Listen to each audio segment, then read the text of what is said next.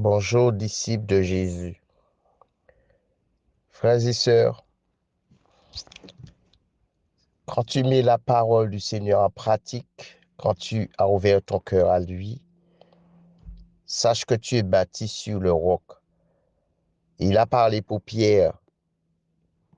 Son nom, c'était Simon, sur ce roc, Céphas.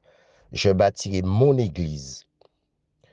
Celui qui écoute la parole, qui la met en pratique, c'est normal qu'il est fondé sur le roc.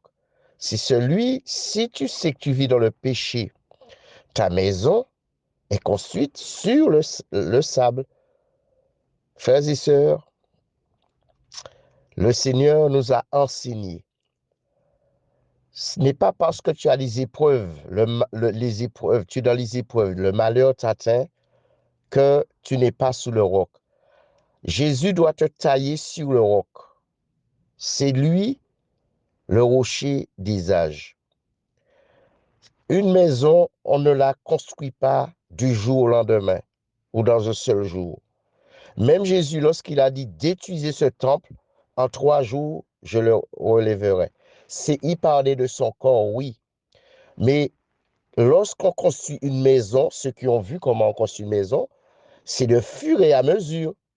Et comme Jésus est déjà le fondement, alors il prend des hommes et des femmes, des pierres vivantes, et qui forment son corps. Et il est la tête, la couverture, et l'esprit de Jésus est en nous.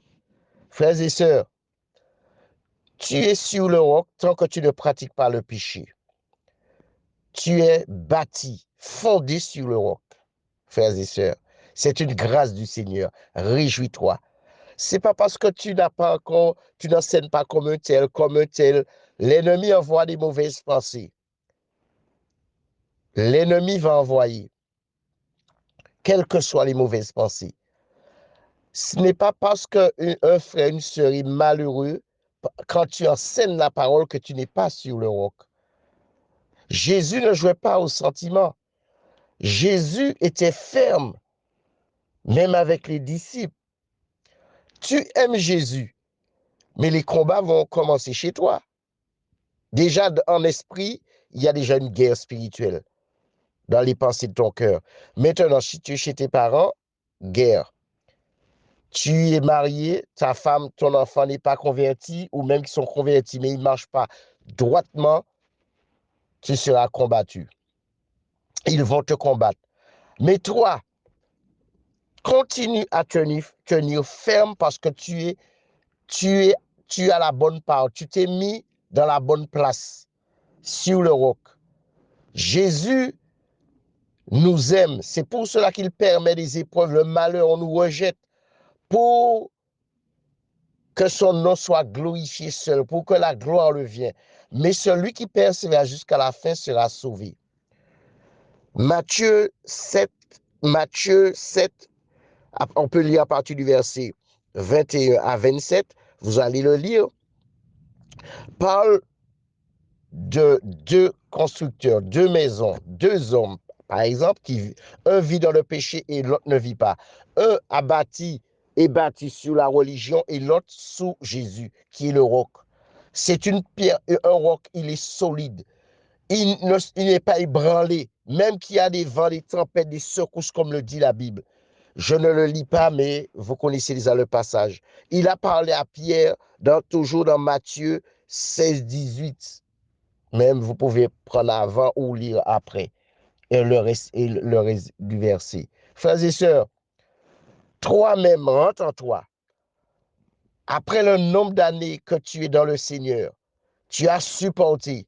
Eh bien, continue à supporter.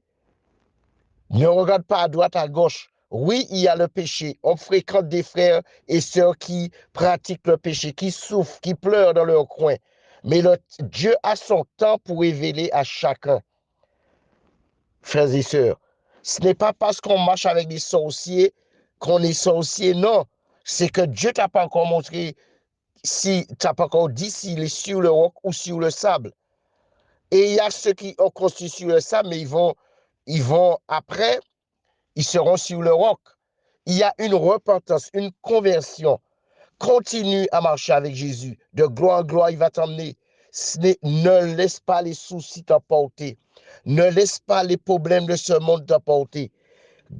Continue à garder les commandements de Dieu. Il dit, si vous m'aimez, gardez mes commandements. Si tu aimes ton prochain, tu pardonnes, tu t'humilies, tu respectes ton mari, ta femme, tes enfants. Si tu aimes tes ennemis, la Bible dit, tu es sur le roc.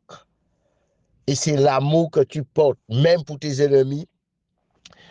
Et là, ils diront vraiment que le Seigneur est vivant. Job, rappelle-toi de Job, n'oublie jamais cela. Jérémie, plein d'autres, Ésaïe, etc. Des hommes qui n'ont rien fait, mais Dieu a pris plaisir. Si ils ont souffert, c'est pour nous, les membres du corps de Christ, l'Église, pour que nous puissions être encouragés par ce qu'ils ont vécu. Confie-toi en l'Éternel et pratique le bien davantage. Tu es sur le roc, sois encouragé. Lis les 2 passages que le Seigneur nous a donnés. Soyez bénis et bonne journée.